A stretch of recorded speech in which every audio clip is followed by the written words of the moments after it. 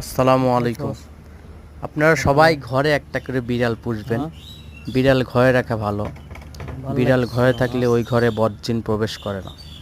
এই যে বিড়ালটা দেখেন, এটা মারি না, হাওলাতে বিড়াল। আদর করি, তুই আমার এটার মানুষ একটু আদর করতেছি, আমার খুব ভালো লাগতেছে। দুষ্টামি করতেছি, ও আমার সাথে দুষ্টামি করতেছে। ও দুষ্ট অনেক, চুরি করে করে মাছ খায়, এই কারণে ওরে কেউ জায়গা দেয় না। হ্যাঁ বাবা, বাঘের মতো দাঁত দিই।